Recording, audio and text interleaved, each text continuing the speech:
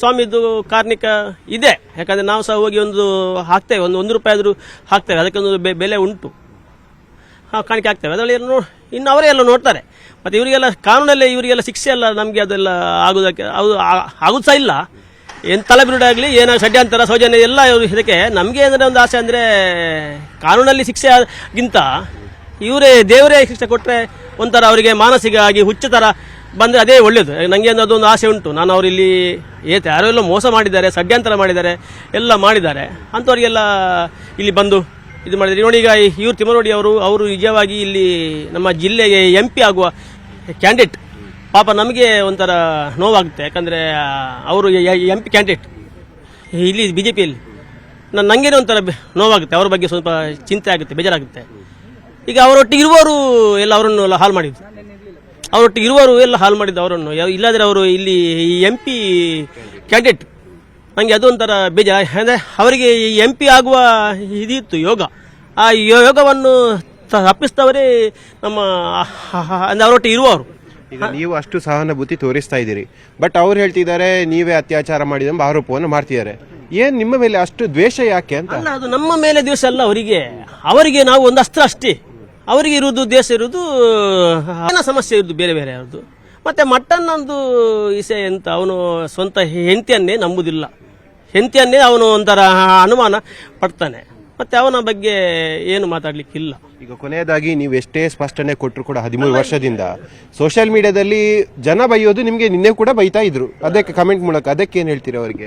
ಅಲ್ಲ, ಏನು ಗೊತ್ತಾ ಸರ್, ಈಗ ನೋಡಿ, ನಾವು ಏನು ಸತ್ಯ ಹೇಳಿದ್ರು, ನಾವೀಗ ಇಲ್ಲಿ ಹಗ್ಗ ತಗೊಂಡು ಸಹ ಅವರು ಅದನ್ನು ಸೌಜನ್ಯ ಸಾಪ ಅಂತ ಅಂತಾರೆ.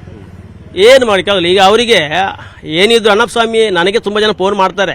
ನನಗೆ ಆವತ್ತು ಸಹ ದುಬೈಯಿಂದ ಫೋನ್ ಮಾಡಿದ್ರು, ಎಲ್ಲ ಜನ ಫೋನ್ ಮಾಡಿದ್ರು. ನಾನು ಅವರಿಗೆ ಫೋನ್ ಮಾಡಿ ಹೇಳಿದ್ದೆ, ನೀವು ಅಲ್ಲಿ ಬೆಟ್ಟಕ್ಕೆ ಅಣ್ಣಪ್ಪ ಬೆಟ್ಟಕ್ಕೆ ಬನ್ನಿ ಹೇಳಿದರೆ ಮತ್ತೆ ಫೋನ್ ಕಟ್ ಮಾಡ್ತಾರೆ.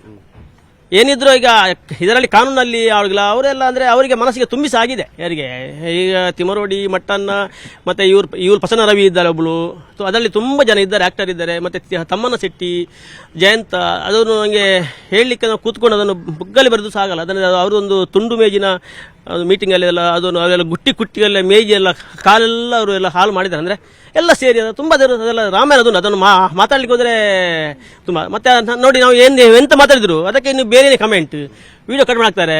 ಅದನ್ನು ಹಾಗೆ ಎಲ್ಲದೊಂದು ಹಾಗೇನೆ ಒಂದು ಮಾತಿದೆ, ಸರ್ಪದ ಬಾಯಿಗೆ ಸಿಕ್ಕಿದ ಸಮಾಜವಾಗಿ ಸಿಗಬೇಡ ಒಂದು ಗಾದೆ ಉಂಟು.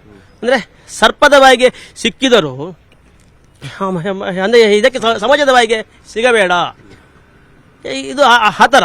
ನೀವೀಗ ಸಮಾಜದ ಬಾಯಿಗೆ ಸಿಕ್ಕಿ ಹಾಕಿದಾಗ ನಮ್ಮನ್ನು ಸಮಾಜದ ಬಾಯಿಗೆ ಸಿಕ್ಕಿಸಿ ಹಾಕಿದ್ದಾರೆ. ಇನ್ನು ನಂಗೆ ಅದೇ ಒಳ್ಳೆಯಿತ್ತು, ಯಾವುದು ಸರ್ಪದ ಬಾಯಿಯೇ ಒಳ್ಳೆಯಿತ್ತು. ಹಾಗೆ ಈಗ SIT ಅವರು ಮತ್ತೆ ನಿಮ್ಮನ್ನ ವಿಚಾರಣೆಗೆ ಕರೆದ್ರೆ ಏನ್ ಮಾಡ್ತೀರಿ? ಏನ್ ಮೂವಿ ನಿಮ್ಗೆ ಭಯ ಇದೆಯಾ ಬರೋಕೆ? ಅಲ್ಲ, ಹೀಗೆ ಅಲ್ಲ, ನಾನು ಇಲ್ಲೇ ಬೇಕಾದ್ರೆ ಇಲ್ಲೇ ಇರ್ತೇನೆ. ಬೇಕಾದ್ರೆ ನನಗೆ ಹೊಟ್ಟೆ ಊಟ ಕೊಟ್ಟರೆ ಇದು ನಾವು ಹೋಗುದೇ ಇಲ್ಲ. ಬೇಕಾದ್ರೆ ಎಲ್ಲಿ ಅಲ್ಲ, ಮನೆ ಇಲ್ಲಲ್ಲ. ಮನೆಯನ್ನು ಇವರೇ ಮನೆ ಸ್ಟೋರಿ ಕೇಳಿದ್ರೆ ನಿಮಗೆ ನೋವಾಗ್ಬೋದು. ನನ್ನ ಹೆಂಡತಿಯನ್ನು ಇವರು ಕಿಡ್ನಾಪ್ ಮಾಡಿದ್ದಾರೆ. ನನಗೆ ಹೇಳಲಿಕ್ಕೆ ನನಗೆ ಒಂಥರ ನೋವಾಗುತ್ತೆ. ಮತ್ತು ಅವರ ಹೆಸರು ಹೇಳಲಿಕ್ಕೂ ಆಗುದಿಲ್ಲ. ಅಂದರೆ ಅಷ್ಟು ಹಿಂಸೆ. ಅದನ್ನು ಯಾರು ಕೇಳ್ತಾರೆ ಹೇಳಿ? ನಾನು ಕೂಗಿದ್ರೆ ಇದು ಹೇಳ್ತಾರೆ ನಾಟಕ ಅಂತ. ನನ್ನ ಹೆಂಡತಿಯನ್ನೇ ಕಿಡ್ನಾಪ್ ಮಾಡಿದ್ದಾರೆ. ಮತ್ತು ಇವತ್ತು ಅದು ಕೋರ್ಟಲ್ಲಿ ತೀರ್ಪು ಬರಲಿಕ್ಕೆ ಮಂಗಳೂರು ನನ್ನ ಮಗಳನ್ನು ಕಿಡ್ನಾಪ್ ಮಾಡ್ಲಿಕ್ಕೆ ಹೋಗಿದ್ದಾರೆ. ಅದನ್ನು ನನ್ನ ಹೆಂಡತಿ ತಂಗಿಗೆ ಸಪೋರ್ಟು ಯಾರು? ತಿಮ್ಮರೋಡಿ ಟೀಮ್ನವರು. ಏನು ಮಾಡೋಕ್ಕಾಗಲ್ಲ ಸರ್. ಅದು ನನ್ನ ಹೆಂಡತಿ ಬುದ್ಧಿಮಂದ. ಆ ಬುದ್ಧಿಮಂದ ಹೆಣ್ಣನ್ನು ನಾನು ನೋಡಿ ಮದುವೆ ಆಗಿದ್ದು. ಅದಕ್ಕೂ ಇವರು ಬೇರೆ ಬೇರೆ ಕಟ್ತಾರೆ. ಏನು ಮಾಡಿ ಮತ್ತೆ ಇವರು ಪ್ರಸನ್ನ ರವಿ ಹೇಳ್ತಾರೆ ಅವ್ರು 3-4 ಮದುವೆ ಆಗಿದ್ದು. ಅದೇ ಬೇರೆ ಬೇರೆ ಏನೆಲ್ಲ ಹೇಳ್ತಾರೆ. ಏನು ಮಾಡೋಕ್ಕಾಗಲ್ಲ. ಅದು ಅವರು ನನ್ನ ಜೀವನ ಬಗ್ಗೆ ಎಲ್ಲ ಅದು ಹೇಳಿ ಬೇಜನಿಲ್ಲ, ಎಲ್ಲ ಇದು ಮಾಡಿಬಿಟ್ಟಿದ್ದಾರೆ. ಈಗ ಅವರು ದೊಡ್ಡ ದೊಡ್ಡ ಮನೆಯಲ್ಲಿ ಇದ್ದಾರೆ, ಜೀವನ ಮಾಡ್ತಿದ್ದಾರೆ.